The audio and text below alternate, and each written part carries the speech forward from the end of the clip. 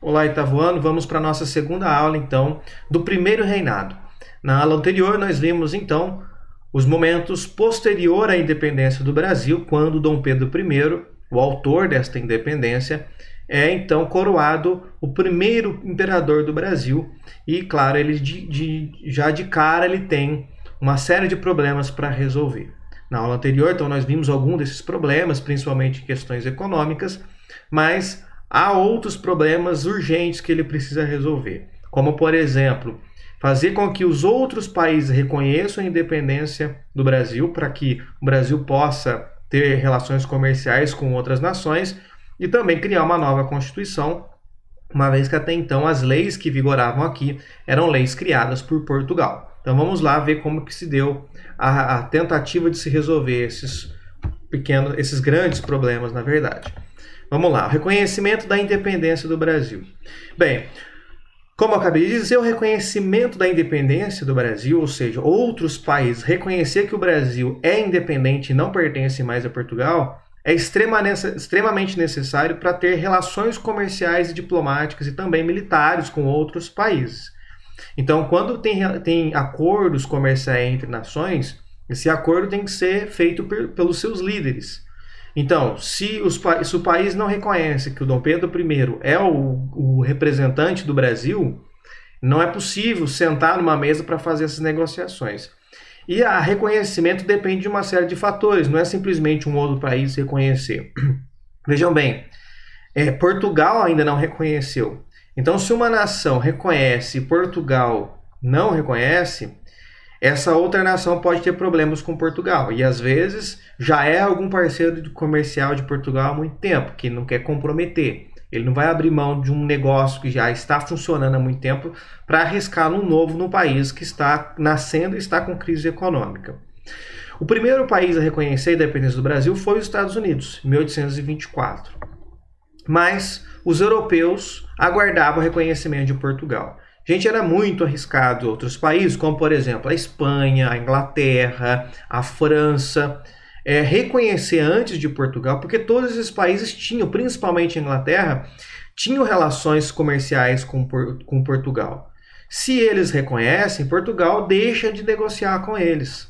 Então era preciso o reconhecimento primeiro de Portugal para que os outros pudessem seguir. Mas, claro, Portugal se recusava a reconhecer, não queria abrir mão das suas posses aqui na América.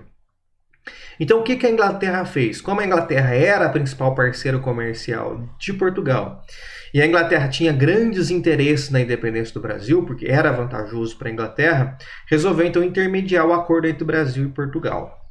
Assim como a Inglaterra ajudou a família real portuguesa lá no início do século XIX, 1808, 1807, com a chegada aqui em 1808, para fugir de Portugal e vir para o Brasil, a Inglaterra mais uma vez vai intermediar conflitos com os portugueses. Então, Portugal colocou algumas condições para reconhecer a independência do Brasil. E quais foram as condições? A primeira, uma indenização de 2 milhões de libras esterlinas. Libras esterlinas, gente, era a moeda da Inglaterra naquela época, era a principal moeda. Então, assim como hoje nós usamos o dólar americano como referência, naquele momento se usava a libra esterlina da Inglaterra. Era um valor muito alto, 2 milhões de libras esterlinas era um valor considerável para a época. E uma outra condição que Portugal exigiu é que Dom João VI fosse reconhecido como imperador perpétuo do Brasil. É uma questão meramente simbólica. Muito bem. Por que a Inglaterra vai fazer intermediar tudo isso? Porque os interesses dela são muitos. A começar que sabia-se que Portugal cobraria uma indenização. E o Brasil não teria dinheiro para pagar essa indenização. E é claro, a Inglaterra oferece então um empréstimo para o Brasil, para que o Brasil possa pagar essa indenização. Então, certamente esse dinheiro nem chegou a vir para o Brasil, saiu da Inglaterra direto para Portugal. E aí a dívida passa a ser do Brasil. Então, e a Inglaterra, claro, também tinha outros interesses. E vai exigir que o Brasil, por outro lado, se comprometesse em acabar com a escravidão. E aí vamos entender quais são as outras razões pela qual a Inglaterra apoiou o reconhecimento da independência do Brasil. Porque a Inglaterra, gente, era um dos principais fornecedores de produto manufaturado. Então, quanto mais pessoas para comprar os seus produtos, mais rico eles vão ficar, melhor para eles, tá certo?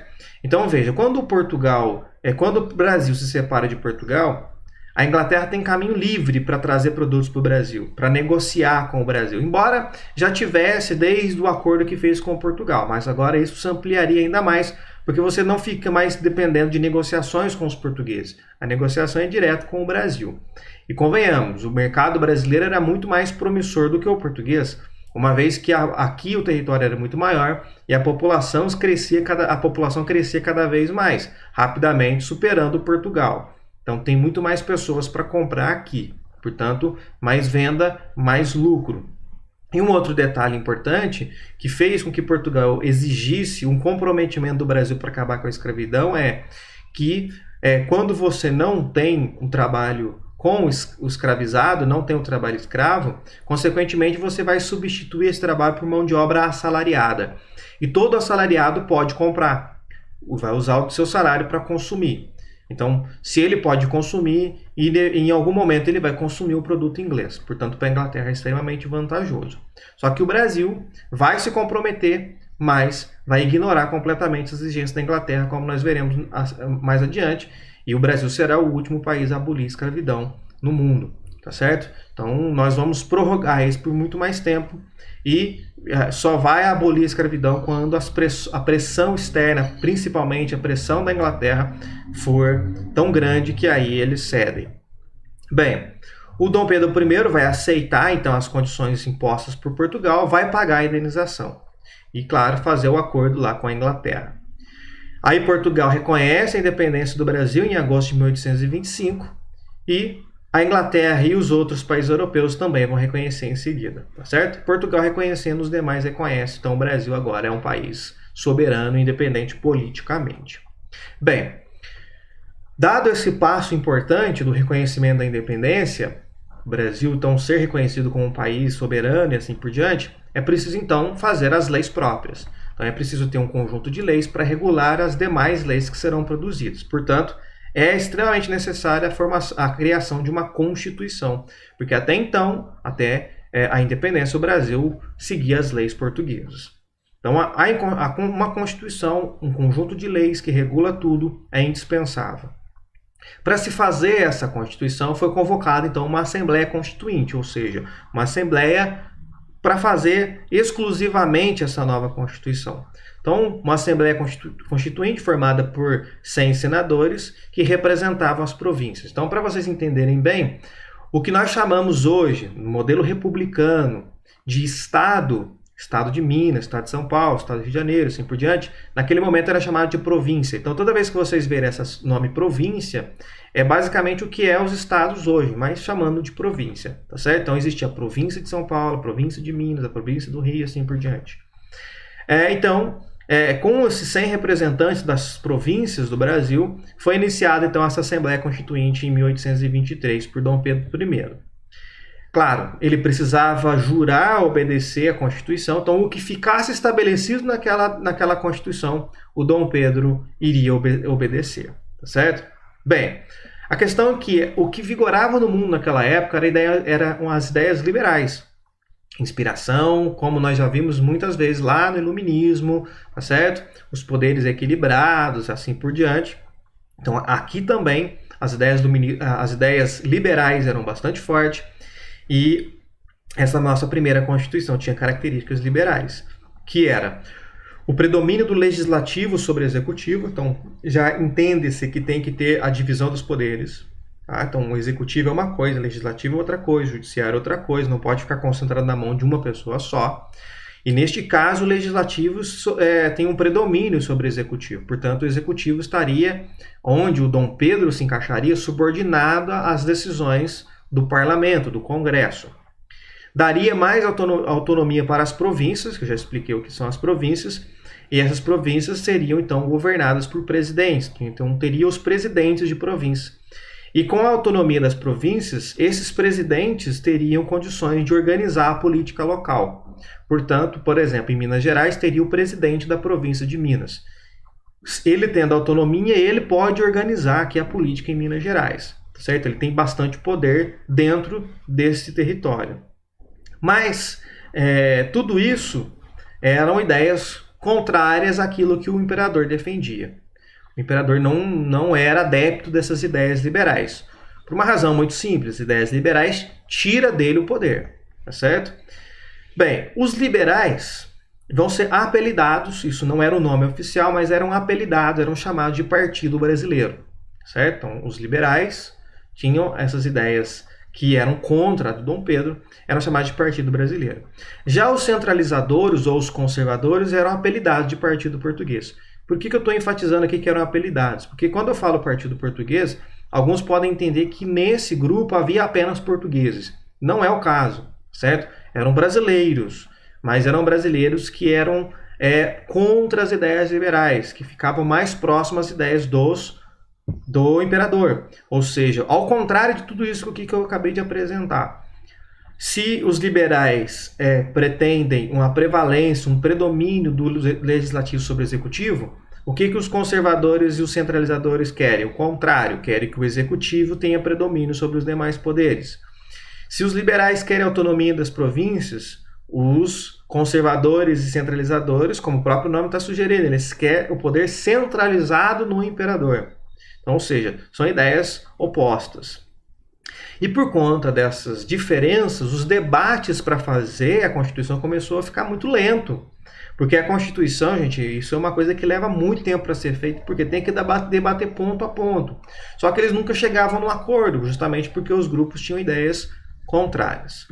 Muito bem, o que o Dom Pedro vai fazer, já que ele achou que estava lento demais, mandou fechar a Assembleia, certo? Então vejam, toda aquela empolgação, toda aquela beleza que se teve com a independência do Brasil, ela começa rapidamente a acabar. Aquele personagem mais carismático que nós conhecemos do Dom Pedro pré-independência, começa a se revelar uma outra pessoa completamente diferente. Bastante autoritária, inclusive. O que ele faz? Ele manda fechar a Assembleia, ele vai até aquele grupo dos portugueses, apelidado de Partido dos Portugueses, que eram conservadores e centralizadores, que defendiam exatamente as ideias que o Dom Pedro defendia, e vai encomendar a eles uma Constituição, ou seja, eles vão fazer a Constituição. Os liberais não vão participar mais do debate, não vão participar mais da discussão. Portanto, essa nova Constituição terá um caráter conservador, certo? Então, os senadores, que eram da oposição, se recusaram a deixar a Assembleia. O Dom Pedro manda as tropas imperiais cercar o prédio. E aí, na passagem do dia 11 para o dia 12 de novembro de 1823, vai ter a conhecida Noite da Agonia, por conta de um grande nervosismo dos representantes. Imaginem, o Senado, o Congresso fechado, com os senadores lá dentro, as tropas em volta cercando o prédio. Não se sabia como que isso ia acabar. A conclusão foi vários congressistas presos, alguns, além de presos, foram exilados. Então, quer dizer, já começa a mostrar essa linha autoritária do Dom Pedro. Ou faz a Constituição do jeito que eu quero e vai se perseguir os seus opositores. Então, veja aqui nós já temos, desde o nascimento do Brasil, como um país independente, algumas características que prevalecem até hoje. Um autoritarismo muito forte e um conservadorismo muito forte. Tá certo? Então, se hoje nós temos uma sociedade que é autoritária e conservadora, isso é uma coisa que se arrasta por muito tempo. Então, como eu disse, a Constituição foi elaborada por conservadores e vai ser outorgada, ou seja, vai ser imposta em 25 de março de 1824. Nós temos dois tipos de Constituição. Outorgada, que ela é imposta, ela não é debatida, ela é encomendada, ela vem à força para a população. E a promulgada, que é quando a Assembleia Constituinte consegue debater ponto a ponto da Constituição e a Assembleia consegue concluir, fazer uma Constituição. Quando a Assembleia termina, coloca ela em vigência, ela começa a funcionar, portanto, aí seria uma Constituição promulgada. No caso aqui, Constituição outorgada, porque ela foi imposta. Algumas características desta Constituição.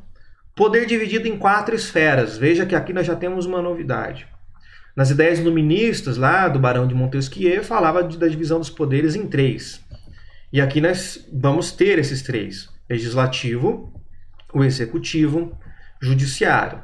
Então, até aqui nenhuma novidade. O legislativo responsável em produzir as leis, o executivo vai administrar, governar o país dentro das leis, ou seja, subordinado às leis, ele só pode fazer o que as leis definem, e as leis são feitas pelo legislativo, e é o judiciário que vai fiscalizar o cumprimento dessas leis. Então, um faz, um outro executa, um outro julga e fiscaliza o cumprimento da lei. E aplica as penalidades caso essa lei seja desobedecida. Qual é a novidade, então, do primeiro reinado no Brasil? É um quarto poder chamado de poder moderador. Esse poder moderador dava amplos poderes para o imperador e ele tinha o poder de veto sobre as outras esferas. Portanto, se ele não concordasse com uma lei que o legislativo fizesse, ele vetava. Se ele não concordasse, que aí ele vai colocar agora um primeiro-ministro para poder governar como representante do executivo, porque ele vai ser do moderador, tá certo? Então, ao invés de ele ocupar o poder executivo, ele vai ocupar o poder moderador e vai nomear alguém para ser do poder executivo. Ou vai permitir que se eleja alguém para se executar o poder executivo como um primeiro-ministro. Só que se o governante fizer algo que ele não concorda, ele pode vetar. Da mesma forma, o judiciário. Se o judiciário toma uma decisão, faz um julgamento que ele não concorda, ele poderia também vetar. Em outras palavras, a existência desses três poderes era quase que simbólica, porque todo o poder estava concentrado na mão do imperador, que era detentor do poder moderador, e esse poder era exclusivo dele. Uma outra coisa que ficou decidido na Constituição de 1824 é que as províncias teriam uma certa autonomia, mas os governantes seriam designados pelo imperador. Então, anteriormente, o que era defendido pelos liberais era a população de Minas escolhe o seu representante, o seu governante. Neste caso agora, o imperador escolhe quem vai governar a província de Minas, por exemplo. Quem tinha terras escravizados adquiridos antes da independência vai ter direito à posse. E aqui vem um outro ponto importante para nós pensar, gente. A nossa independência, a abolição, tudo mais, ela tem pouco tempo, está completando aí 200 anos, 2 séculos. E claro que as pessoas dos dias de hoje, elas são descendentes de pessoas daquela época. Então percebam que todas aquelas pessoas que ganharam terra do Estado português, que compraram coisas, que compraram bens, compraram imóveis, compraram escravizados, como era a questão, ou ganharam do Estado, passam a ter direito à posse a partir de 1824. Em outras palavras, se ele ganhou do Estado, e o Estado poderia intervir naquela propriedade, ele agora tem direito dessa terra como se ele tivesse comprado. O que eu estou querendo dizer com isso? É que muitos que até hoje detêm uma certa riqueza, porque são donos de terra, são donos de grande propriedade, nunca compraram essas terras. Essas terras são frutos de herança que é passada por muito tempo e que o Estado, primeiramente português, deu, e depois o Estado brasileiro, com a Constituição de 1824, acabou confirmando que essas pessoas teriam direito a essas terras, que elas nunca compraram, elas ganharam essas terras. Portanto, um grupo de privilegiados que ganharam bens extremamente valiosos e que até hoje muitas pessoas usufruem desses bens. Uma outra questão, para, claro, aproximar da igreja, não evitar conflito com a igreja, o catolicismo se tornou a religião oficial do Brasil, muito embora havia liberdade de culto. Ou seja, o catolicismo era a religião oficial, mas as pessoas poderiam ter qualquer religião sem problema nenhum. Poderiam escolher qual religião seguir. Pelo menos a lei dava esse direito, não era proibido, certo? Bem, para não ficar muito extenso, nós vamos encerrar aqui esta aula e na próxima aula nós vamos continuar. Vocês viram aqui que muitas das medidas do Dom Pedro são medidas impopulares e ele vai enfrentar vários conflitos, várias revoltas durante o primeiro reinado e nós vamos ver algumas dessas revoltas na próxima aula.